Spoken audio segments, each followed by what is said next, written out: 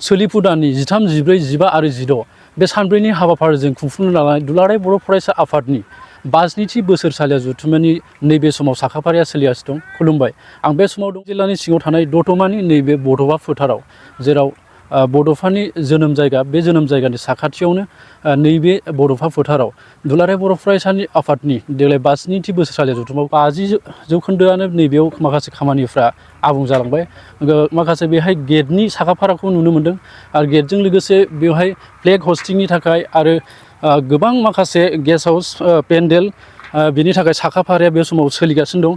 नैबे समाव नोंथांमोना नुनो मोनगासिनो दं, नैबेनो जाहैबाय दुलाराय बर' फरायसा आफादनि 52थि बोसोरसालिया जथुम्मानि गाहाय दरखं, जिखौ बे समाव माखासे बिनि खामानिया जागासिनो दं आरो माखासे आद्रा जानानै दं, जि बियो नैबे सानबानि गेजेरावनो बियो आबुं महर मोनगोन।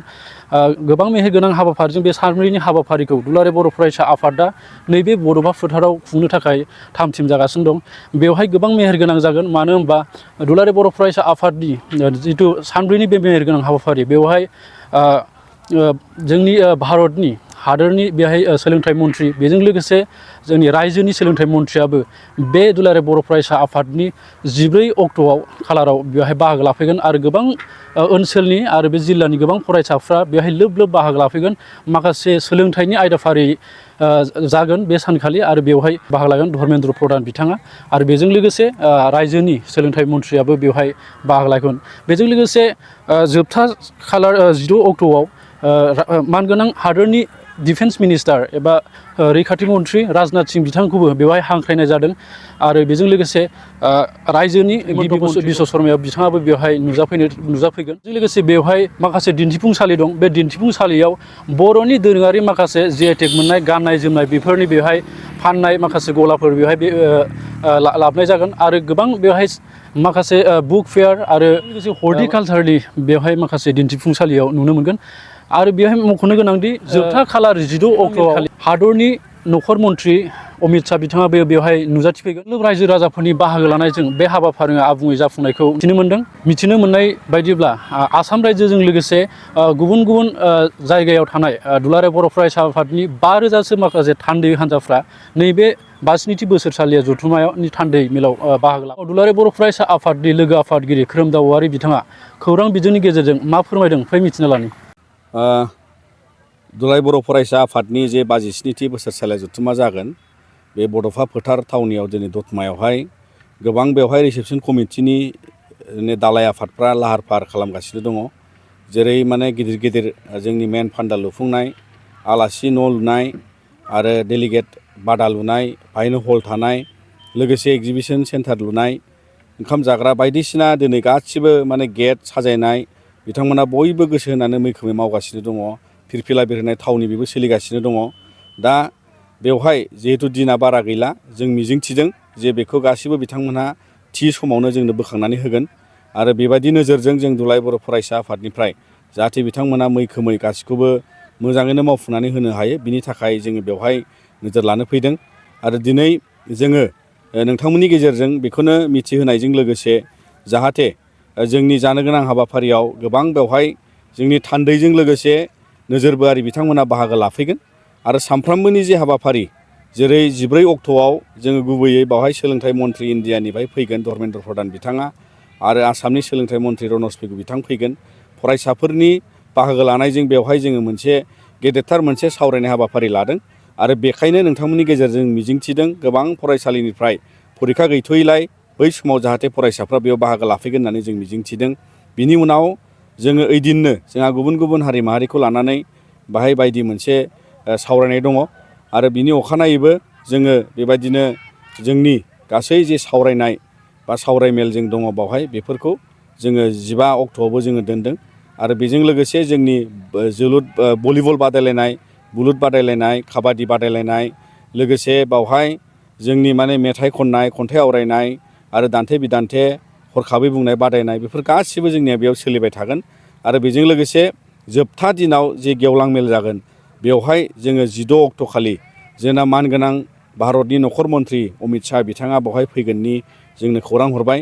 दा बिनि थाखायनो जोङो मैखोमै बाहाय बेखौ नाजावनो बरायनो जों लाहार फाहार खालामदों आरो मिजिंथिबाय जे बे ओनसोलजों लोगोसे गुबुन गुबुन जोंनि बे ओनसोलाव रायजो जानाय बयबो मैखोमै बे जथुम्मानि जे गेवलां मेल बेवहाय बाहागो लाफैगोन। जोङो बावहाय गासै बाहागो लागिरि बिथांमोनखौ जोङो 2 लाखसो जोङो गासै जोंनि हालामनिफ्राय बेवहाय बाहागो लागोनखौ जों मिजिंथिदों। मानोना जोंनि बे गेदेरथार मोनसे बोसोरसालिया जथुम्मायाव जोङो बेखौ बड'फानि जोनोम जायगानि बे ओनसोलाव थावनियाव बड'फा फोथार मुङाव मुं दोननानै दिनै जों बे हालामावहाय जाहाथे बे मोनसे जारिमिनारि थावनिजों लोगोसे जारिमिनारि मोनसे बेवहाय दुलाराय बर' फरायसा आफादनि बोसोरसालिया जथुम्मा जानानै थाङो आरो ओंथि गोनाङै बे जाहाथे बारग'लाङो। बिनि थाखाय जोङो दिनै नोंथांमोननि गेजेरजों फिन बयबो आइ आफा बिदा फंबायमोनखौ जों खावलायहरो, फरायसा हान्जा बिथांमोनखौ खावलायहरो जाहाथे बेयाव मैखोमै बाहागो लाफैयो।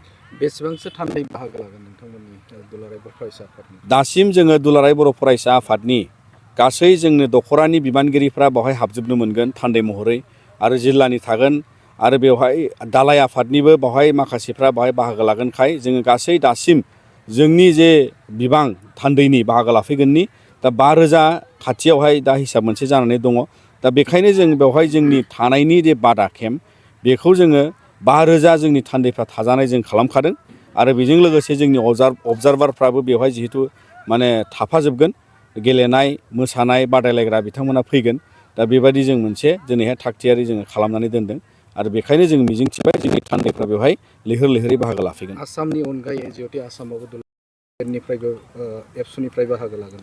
दिनै जोंनियावहाय मोनसे मिरु कमिटि थाबाय, बिनि अनगायै जोंहा रायजो कमिटि दं वेस्ट बेंगलनि आरो बेबायदिनो दिनै डिस्ट्रिक्ट लेभेलनि कमिटिखौ लाजोबनानै जोंहा बेवहाय 34 बाय फिरफिला बिरगोन मिरुखौ लाफानानै आरो बेखायनो वेस्ट बेंगल स्टेट कमिटिजों लोगोसे बायजोनि सिटि कमिटिसफोर थाबाय, दिल्ली थाबाय, चन्डीगढ़ थाबाय, शिलं थाबाय आरो इउनिभारसिटिसफोरनि दालाय आफादफोर थाबाय।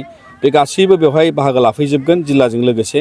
दा बिनिखायनो बियो मोनसे माने गोबां जोंनि डिस्ट्रिक्ट आरो स्टेट कमिटिखौ बाहागोजोंहाय बियो मोनसे जोंनि फिरफिला बिरहोनायजों लोगोसे बयनिबो बाहाय बाहागोआ माने गोबां बयबो जेरावखि जाया आफाद थायाखै मानो बिथांमोना बेवहाय गासिबो ज' जाफैजोबगोन। आसामनि गिबि मन्थ्रि बिथाङा जेब्ला जोंनि भारतनि नखर मन्थ्रि फैगोन बिथाङाबो बाहाय फैनायनि कनसेन्ट हरबाय आरो बेनिखायनो 16 अक्ट'खालि बिथांनि बाहागो लानायखौबो जोङो दा कनफार्म जाबाय आरो बिथाङा बे कनफारेन्सआवहाय बाहागो लाफैगोन होननानै जों मिथिगौ। बेसेबां जोङो मिथिनो मोन्दों दालाय आफाद साब कमिटि एग्जिबिसनखौ जाय बिथांमोनहा लिड खालामदों जे बावहाय बिथांमोनहा गोबां रोखोमैनो बाहाय भाग खालामनानै दिन्थिफुंनायनि राहा लादों। जेरै हर्टिकालसारा मोनसे आलादा कम्पिटिसन सोलिगोननो बिथांमोननि एग्जिबिसन सिङाव। बेजों लोगोसे बावहाय सरकारि माखासे बिफानफ्रा गावबा गावनि दिन्थिफुंनायखौ लाबोगोन बेखौ मोनसे जों मिथिनो मोन्दों आरो बर' न'खर बाहाय दिन्थिफुंनाय मोनसे राहा लानाय जादों। बेजों लोगोसे बायदि जोंनि दोरोङारि जि बेसादफोर GI टेगनि बेसादफोर आरो बेवहाय जोंनि माखासे फालांगियारि बिथांमोनहा जि जोम फाननायनि माखासे बेबादि गला दखानफोर, बिजाब फाननायनि जे मोनसे राहा, बुक फेयार खालामफानायनि बेवहाय मोनसे राहा जानायखौ बिथांमोना जोंनो फोरमायदों आरो बेबायदिनो बियो मोनसे नायथावथाव आरो इनफर्मेटिभ आरो बियो मोनसे बयनोबो माखासे गियान होनो हानाय बे एग्जिबिसन जागोन होननानै जों फोथायदों।